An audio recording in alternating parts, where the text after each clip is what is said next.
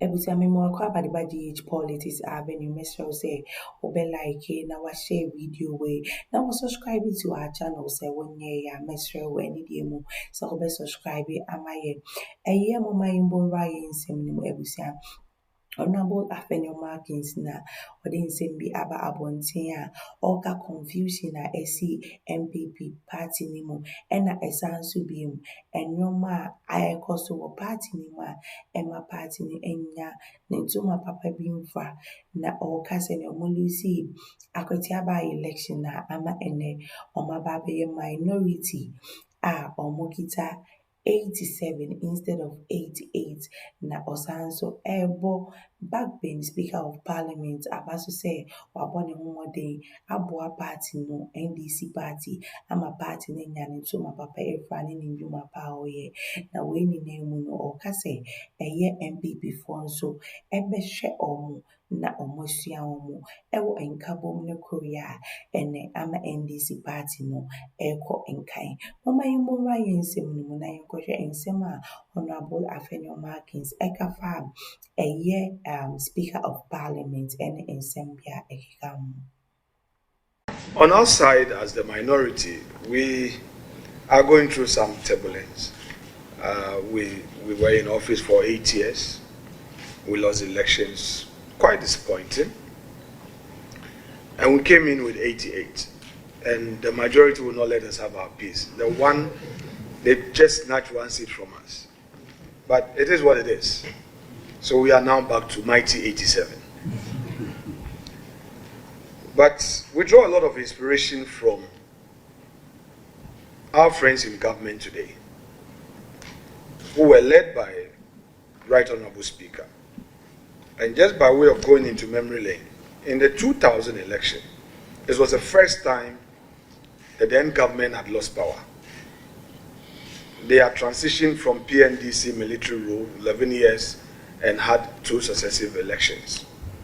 And the whole party was disoriented. They didn't know what to do. And he was brought in to lead.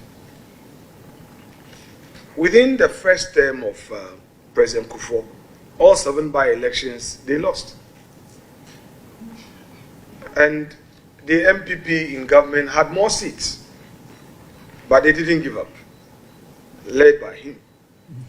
By 2004, they had reclaimed some key seats they had lost, even in by-elections.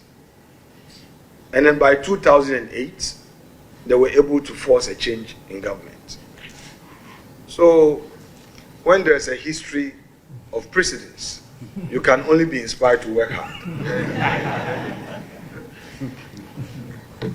Leadership. His political convictions were shaped amid Ghana's volatile political landscape in the 70s and 1980s. A fierce opponent of the union government under General Kutu Achampo and the military overthrow of Dr. Lament by Jerry John Rawlings.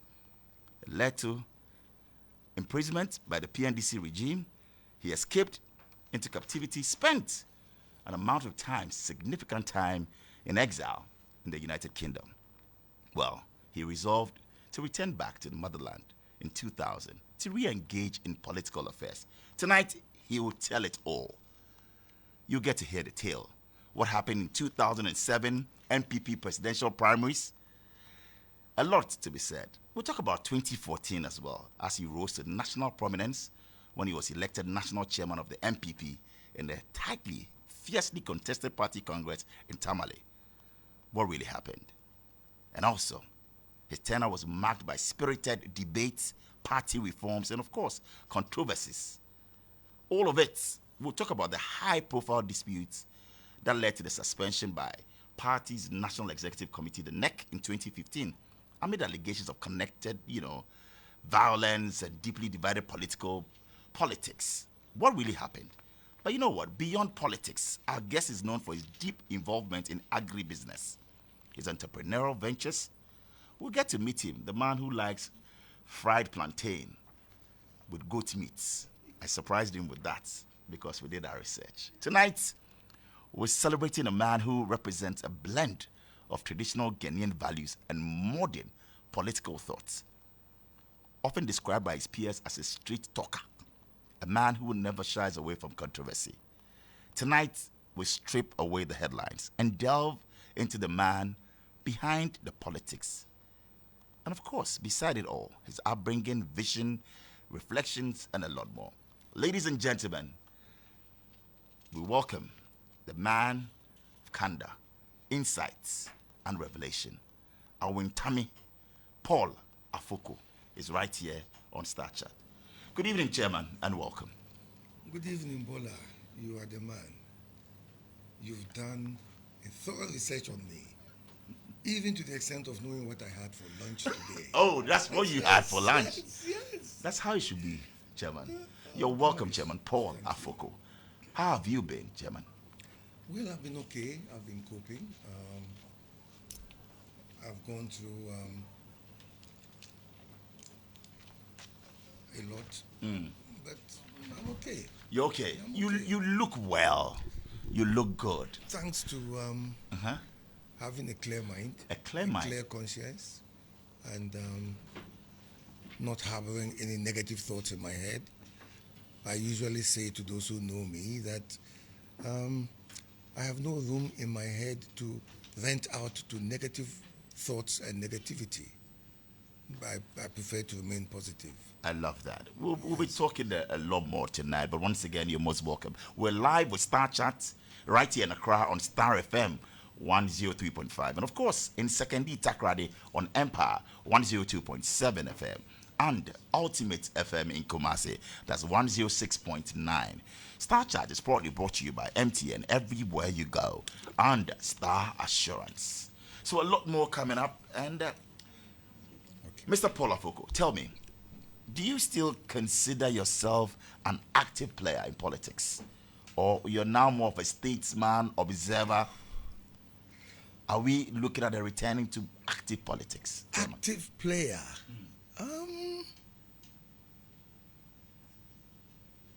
I don't know how to describe myself now. I still hold a lot of political thoughts. I do a lot of thinking around politics. Bola, you know, this has been with me from childhood. So, active. Yes, I am active. You are? Yes, I am active. Are you coming back in full swing? I am not talking about party political activity. No? But I am active. You're active? Yes, I actually have links with others outside of Ghana, and we discuss politics, Right. African politics, the way we are going, where we are going as a continent and as a people and as a country. So I am still active. You're still active? And don't forget, I did international relations, so Certainly. I'm very much interested. That's interesting to note, and I want to also know from you. Recently, there's been a call from your party. I don't know whether you're still a member. Do you still consider yourself a member of the NPP? Oh, yes. Oh, you are. Oh, yes. You know, I think a lot of people don't know or have not followed closely what happened Tell us. when I went to court challenging my indefinite suspension as yeah. a chairman. The judge, God rest his soul, Anthony Yeboah, he actually said in court that if the party had actually meant to suspend me indefinitely, as he was saying, as chairman, and I have a definite mandate, then if the suspension went over that line, it would have meant a dismissal. So they would have had to go back to Congress and get a 75% majority saying I should leave. But having said that, he, the judge, completely dealing with something that wasn't placed before him, then said that as the order of the court, he was ordering that I be removed from the party as a member. Even though all the witnesses from the party said, no, he's still a member, he's only suspended as chairman. But the judge said, no. If you persists in saying that he is suspended as a chairman. That he ceases to be a member. And then he continues, and it continues beyond his tenure. Then you sacked him. So I, the judge, am going to make it easy for everybody. I am removing Afoko as a member of the party. And if he's not a member of a party, he cannot be a chairman of that party. But the day my tenure ends, then my membership is restored. Lord. That's what the judge said. So as it stands now, or maybe after that, after your tenure, you actually became a member. Yes. Automatically as a member of the party. By So order the of the call court. for all to join, meaning that were suspended, to come back now, you don't see yourself to be a part of that. No, I don't. Interesting. Thanks for the clarification. So, I because don't. many have held, and I believe that you know, that they thought that you were on suspension, so this call meant that you've all gone back. But you are saying here and now that you are a member even before this call. Yes, I am a member. I mean, it depends on whether you want to see the court order Right. as an a la carte menu. You pick and choose what you want. The court order is a set meal, you eat it. You are removed as a member, and when your tenure ends, you are reinstated as a member. That was the court order. Right. So, with that being said, were you following closely? Were you taking part in activities as a member of the New Patriotic Party? No, I wasn't. Why? I wasn't because I needed to move on. I really needed to move on. Have you moved on from the NPP? I'm not moved on from the NPP, but moved on in terms of all the problems that came with the suspension, the removal from the party, and the reinstating, all of that, because it was a torrid time. Very torrid. I'm sure you followed it. Were you bitter? Were you hurt, Chairman Afoko? Be sincere, be candid with us on Starcher. Yes, I am going to be, because for 9 years I've kept quiet. And at one point, I really believed that I would be helping the party when the government at the time had just come in under Nana Akuffo. I was called on air and asked,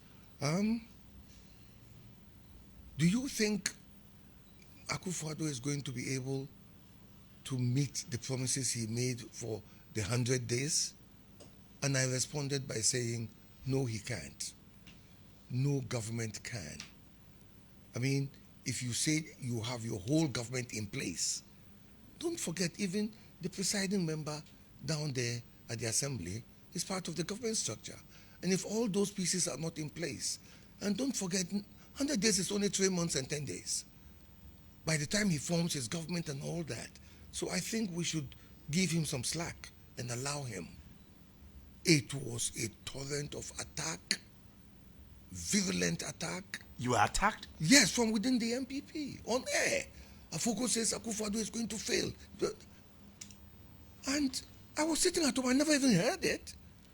Then one of the most revered presidents we've ever had, President Akuffo, he called me and said, where are you, Paul? I said, I'm at home. He said, I'm also at home, come over. And, at that time we were neighbors, so I just went over to him. And he said, what have you been saying on air? I said, oh, nothing much. He said, you've just been saying the government will fail? I said, no, I never said that. And I said, luckily, I record my calls. So I pulled out my phone and I played it out to him. He listened and finally said, Paul, if you are saying something that positive and you can be attacked in this manner, because I've been listening to the radio, that's what he said to me. I think you should be careful what you say. And from that day, I said, no more. No more radio interviews? No more even talking publicly to the media about party politics. Till today? NPP, yeah, till today. 9 years ago? You are the man who is making me talk. And I've told you why. Thank you, sir. At the height of all the problems, you were the only one who gave me a platform. It's true. to talk. You said something about troubles and the three things that you should The never three forget. things you never should forget, or three persons you should never forget. The first is the one who stood by you when you were in trouble. The second is the one who ran away from you when you were in trouble. And the third one is the one who caused the trouble for you. Never forget those three people. That is deep. And you'll be okay in life. You'll be okay. So you were bitter 9 years ago when all that, storm was brewing. It was anger. It was anger. Real anger. Because for me, I had come in to party politics not as a conscious decision. Initially, I went out.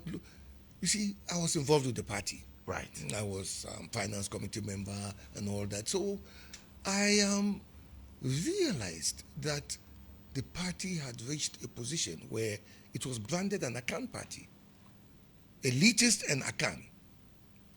And I thought, no, we have to change this. So I actually went round. I contacted 6 Northerners. I can name them all. They are still alive today. Yes. Who are these people?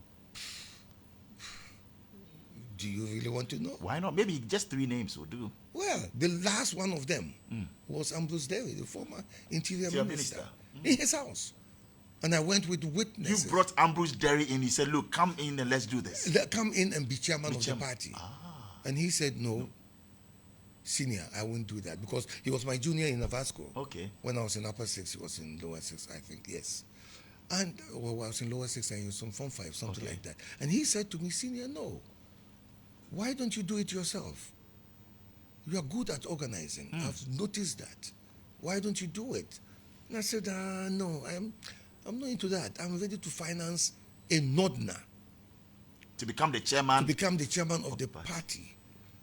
Just so as to break this thing about Akan party and get the party moving away from a Bluto party, Because when I went to the Volta region, that's what they told me. They said, a Bluto party. And I had to also tell them that, no, we are not a Bluto party. Think about your origins. The first general secretary of our UP tradition was Modesto Appauld from Keta. We had Reverend Ayeke and all those people working for the party. So I tried. And I spoke to Zachariah, who served as a member of the Council of State, the last council. And he was also my senior in secondary school. I spoke to Boniface Sadiq. I spoke to quite a few of them. That you are ready to finance a Northerner to become a chairman. In order to break that thing about Akan-based party, Akan party, elitist party, and that it was something that was open to all of us. In the end, when each and every one of them refused, and the last person I visited being Honorable Ambrose Derry, and he said to me, why don't you do it yourself? I went away and I said, okay, forget it. But then, the late Atuluk, he came to me one day in the office and said, look, bro, this thing is serious. What you've told us, we have been talking to people out there to see which of them will be interested. So we promote the person. But it all goes on and comes back to tell him to do it himself. So I said, okay, I'll test the waters. That's when I set off. First thing I did was to go to the north to my father, who has been a long-standing member of the NPP, regional treasurer, council of state, elected. So I went to him and I said, Dad, this is what I want to do. And he said, Paul, are you sure? I said, yes, I want to do it. What are your reasons? And I told him. And he said, okay, I'll think about it. Go and then we'll talk tomorrow. Next day I go back to my dad and he says, Paul, I think you should do it. It will be difficult, but I think if you are that determined, do it. So for me, I didn't set off initially to be party chairman. Okay. I'd served in the finance committee and that was enough for me. Ebusa me da wase se woje brena woje pene ema ye ede share ye wo GH Politics Avenue megidi se besan so ehia na se ehia ne de nsem a etwagu a emu hwam wo omemu kwa na ebesom mo. Ebusa me da wase se wo se wada agye ewo ye ho ye nim se ye besan so de nsem a emu hwam kwa na ebesom mo. Medam wase bebre ewade enkam.